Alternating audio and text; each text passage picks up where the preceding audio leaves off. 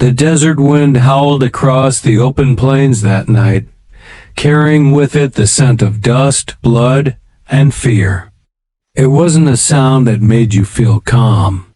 It was the kind of wind that whispered of things broken and lives on the edge of shattering. In that lonely stretch of land, far away from the safety of towns and lantern-lit porches, fate would pull two lives together in a way neither expected.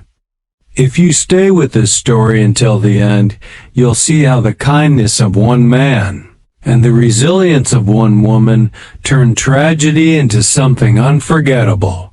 She was tall, with striking eyes that glowed even in the dim light of the moon, but they were filled with pain and defiance. She was Apache, born into a tribe that raised her with strength and pride. Yet now she stumbled across the rocky earth, clutching at a wound in her side, breath ragged as the world spun around her. The wound burned like fire, a reminder of what happened when she chose to run. Her tribe had not forgiven her defiance, and when she tried to escape the path set for her, away from the marriage they forced upon her, she paid the price. A bullet meant to stop her found its mark. Still, she kept moving, because survival was all she had left. Not far away, a cowboy named Samuel rode back from a long, grueling day of tending his cattle. Life had never been easy for him. He was a man who had known loss, who carried the weight of a family buried under the hard soil of the West. His ranch was more than just wood and land. It was his last chance at building something that couldn't be taken from him. Samuel was used to the silence, used to carrying his pain alone. But that night, silence broke when he saw her dot at first. He thought it was a mirage, some shadow tricking his tired eyes. A figure collapsing under the moonlight, hair flowing dark and wild, body trembling. He dismounted quickly, boots crunching against the dry earth as he approached. She tried to push him away when he knelt beside her, her hand weakly lifting in defense, but her strength failed. Samuel didn't ask questions. He didn't demand to know why she was running or who she was escaping. He only saw the blood, the way her breath caught in her chest, and he knew that without help, she wouldn't make it to sunrise. "Hold on," he whispered, his voice steady, the kind of voice you lean on when everything else is falling apart.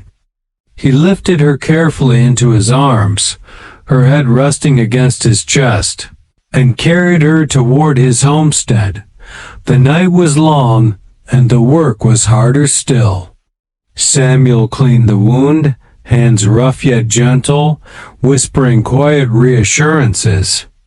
Even though he wasn't sure she could hear, she drifted in and out of consciousness, memories flashing through her mind like broken glass, her father's anger, the tribe's shouts, the sting of betrayal from those she had once trusted. Every time she opened her eyes, she saw him, this stranger, this cowboy who asked nothing of her, who simply kept her alive. Days passed. She grew stronger, though her body still carried the pain. Samuel gave her space, speaking little but always, being there when she needed water, when the fire grew low, or when fear shook her in the middle of the night. She began to notice the quiet kindness in him, how he carried his own grief without bitterness, how he respected her silence instead of trying to break it. But safety was fragile. Word spread quickly in those parts, and soon whispers reached Samuel's ranch that the Apache were searching for someone, a woman. Her people wanted her back, though not out of love, out of pride, out of punishment. Samuel faced the truth that hiding her came with risk, yet when he looked into her eyes, he knew. He couldn't hand her over. She wasn't just a wounded fugitive, she was a human being fighting for her right to choose her own life. The nights grew tense. Sometimes the distant call of riders echoed across the canyon, and the woman whose name Samuel finally learned was Ayanna would tremble, her eyes wide with the fear of being dragged back. Samuel reassured her each time, his voice steady, his presence unshakable. For the first time, she began to believe she wasn't alone in her fight. One evening, as the sun painted the sky in burning shades of orange and red, she finally spoke to him fully. Her words carried the weight of years of silence, of being told her life belonged to others. She told him of her tribe, of the arranged marriage she could not accept, of the punishment for defiance. Samuel listened without interruption, his eyes never leaving hers, his hands resting calmly on the table between them.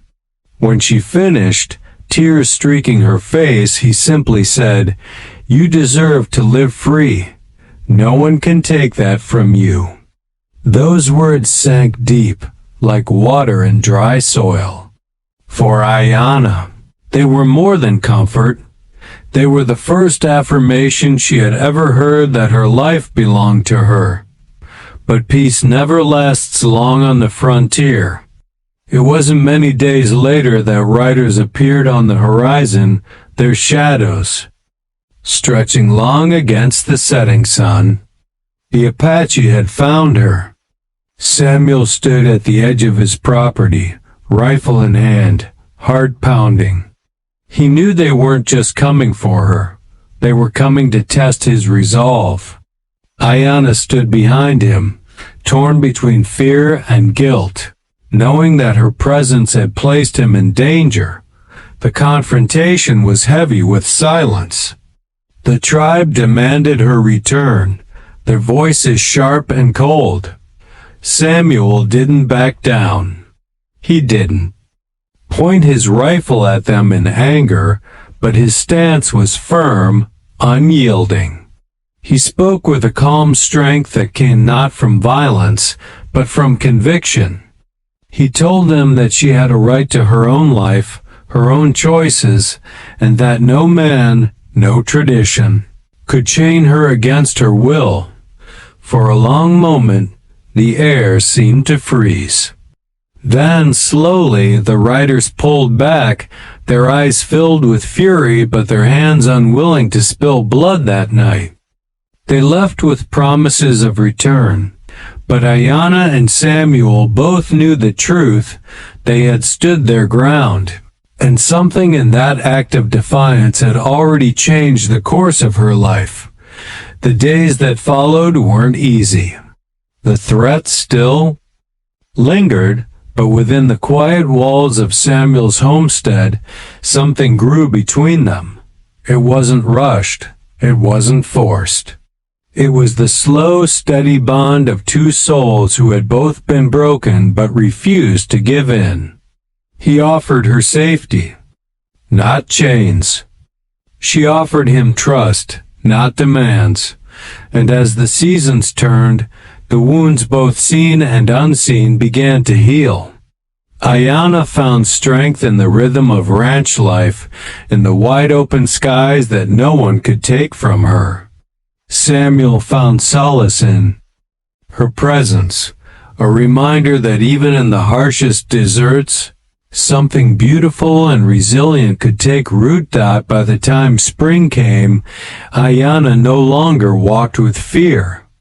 She stood tall again, her spirit unshaken, her heart no longer bound by the past. Samuel, too, found that his loneliness had been replaced by something far greater, a partnership, a friendship, and the beginnings of love. This story isn't about a cowboy saving an Apache woman or a woman finding safety in someone else's arms.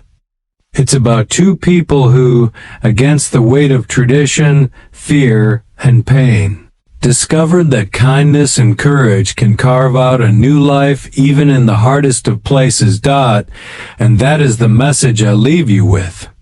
No matter how deep the wounds, no matter how heavy the past, there is always a chance to rise again.